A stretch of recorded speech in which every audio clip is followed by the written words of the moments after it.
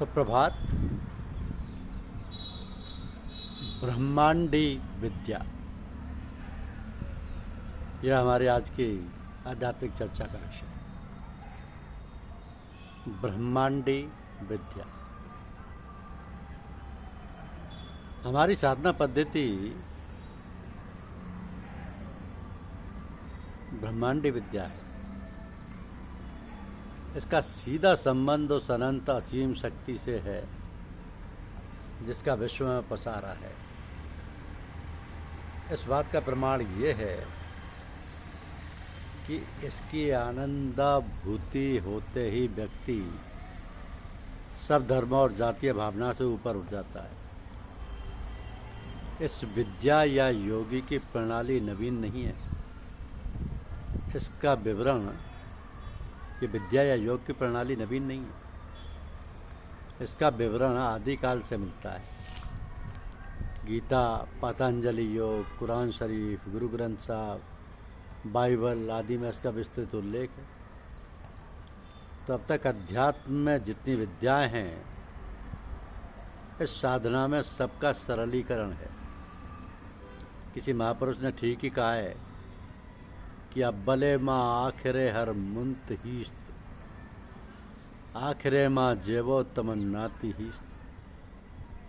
अर्थात जो लोग जहाँ विद्या समाप्त करते हैं, वहाँ से इस संप्रदाय के लोग इस विद्या का आरंभ करते हैं, और जहाँ पर हमारा अंतिम होता है, वहाँ पर संपूर्ण इच्छाओं व अभिलाषाओं की जेबें खाली होती हैं।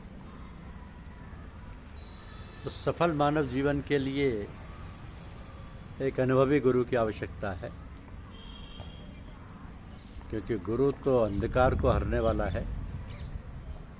गुरु वो है जो हमारे जीवन में प्रकाश कर दे, वो हमारे भ्रम को समाप्त कर सही मार्ग को प्रशस्त करे, जिससे हम जीवन के सत्य पथ पर चल सकें। ऐसे ही पथ प्रदर्शक को हम सद्गुरु कहते हैं। श्रीमद् भगवद गीता में लिखा है कि निर्माण मोहजित संग दोषा, आध्यात्म नित्या विनिवृंत कामा, द्वंद्वर विमुक्ता सुख दुख सज्ञे, गर्चन्य मूढ़ा पद में व्यतते। अर्थात जो मान रहे तो, जो मोह रहे तो, जिसने आसक्ति दोष को जीत लिया हो, जो प्रतिक्षण ईश्वर में समाये रहता है, जिसकी सब कामनाएं निवृत्त हो चुकी हैं, जो द्वंद्वों से रहित है, जिसमें सुख दुख के प्रति कोई आसक्ति नहीं, वही गुरु पद का अधिकारी है, वही सद्गुरु है। तो गीता में वर्णित जो ध्यान योग है, उसका स्थान हृदय है। ध्यान करने की अनेक विधियां हैं। अलग अलग संप्रदाय के लोग अनेक ढंग से ध्यान करते हैं। पतंजलि ने अपने योग में अनेक स्थानों पर ध्यान करने की विधि बतलाई है। उनमें हृदय ध्यान की भी चर्चा है। गीता में श्री कृष्ण भगवान ने 8वें अध्याय के 12वें और 13वें श्लोक में ध्यान की एक विधि का वर्णन किया है। इसमें हृदय पर ध्यान लगाने की विधि बतलाई गई है। ध्यान की इस अवस्था में प्राणांत होने पर भवसागर से छुटकारा मिल जाता है। तो गीता में हृदय पर ध्यान लगाने का वर्णन इस प्रकार है कि सर्वद्वाराणानि संयमय्य मनोहृदय निरुद्य च, मूर्धन्यध्यात्मने प्राणमास्थितो योग धारण। ओमित्येकाक्षरम ब्रह्म व्यवहारान्मुख मनुस्मरण, यह प्रयाति त्याजन देय याति परमागतिम। यह श्रीमद् भगवद गीता का अध्याय 8 का श्लोक 12 और 13 है। अर्थात साधक इंद्रियों के द्वारों को संयम द्वारा रोककर मन को हृदय में स्थापित करे और ओम इस एकाक्षर ब्रह्म को स्मरण करते हुए उसमें लीन हो जाए। ये पद्धति कितनी प्राचीन है, इसका अनुमान नहीं लगाया जा सकता। भगवान श्री कृष्ण को इसका ज्ञान था, जो आदिकाल से व्याप्त थी। तो हमारे ध्यान की प्रक्रिया एवं साधना भी इसी पद्धति पर आधारित है। हृदय पर ध्यान आसानी से गुरु की बतलाई हुई विधि से लग जाता है, क्योंकि हृदय से 108 नाड़ियाँ संपूर्ण शरीर में जाती हैं। इसलिए शरीर के सभी चक्र मुकाम सुगमता से जागृत अवस्था को प्राप्त हो जाते हैं। समय के प्रभाव में प्रत्येक विद्या बनती मिटती रहती है, किंतु उसका बीज कभी नष्ट नहीं होता है। भगवान श्री कृष्ण के अवतार के बाद इसका वर्णन लुप्त सा लगता है, किंतु समय समय पर जिज्ञासु इसकी साधना गुप्त रीति से करते रहे। इस सब का वर्णन बड़े गूढ़ शब्दों में यदा कदा साहित्य में आता रहा।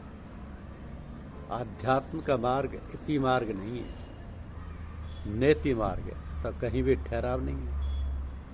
चरे बेती चलते रहो अनवरत, गिरते पड़ते रीते झिरोते झींकते, किंतु साहस और ध्येय को पकड़े हुए, अपने पथ प्रदर्शक का दामन थामे हुए निशंक चले चलो। इष्ट पद की प्राप्ति कभी न कभी हो जाएगी, क्योंकि मानव जीवन में इष्ट पद की प्राप्ति संभव है। अभ्यास करते करते गुरु शिष्य में इतनी एक रूपता उत्पन्न हो जाती है कि जो विचार गुरु के हृदय में उठें वही शिष्य के भी उठते हैं, तो दोनों की अवस्था एक होती है। यही समर्पण है। सूफियों में यह फनाफिल शेख का दर्जा होता है। बायजीद बुस्तमानी फरमाते हैं कि मैं समझता था कि मैं परमात्मा से प्रेम करता हूँ, लेकिन गौर करने पर देखा कि मेरे प्रेम करने से पहले ही वो मुझसे प्रेम करता है। तो बायजीद ने कहा कि परमात्मा जिससे प्रेम करता है उसे 3 गुणों से विभूषित करता है। समुद्र जैसी उदारता, सूर्य की तरह पर दुख कातरता और पृथ्वी की तरह विनम्रता। पृथ्वी की तरह विनम्रता। तो ज्ञान न रस्म और न इल्म। यदि रस्म होता तो अभ्यास और परिश्रम से प्राप्त होता, यदि केवल इल्म होता तो शिक्षा से प्राप्त होता। ज्ञान तो शील है जो कि 4 प्रकार से प्राप्त होता है। परमात्मा की याद में लगे रहना, ईश्वर के लिए इंद्रिय विषयों का त्याग, बाहरी आडंबर से दूर रहना और दुनिया से दुश्मनी और ईश्वर से दोस्ती। यह है इल्म। धन्यवाद। यूट्यूब चैनल को लाइक और सब्सक्राइब अवश्य कीजिए। शुक्रिया।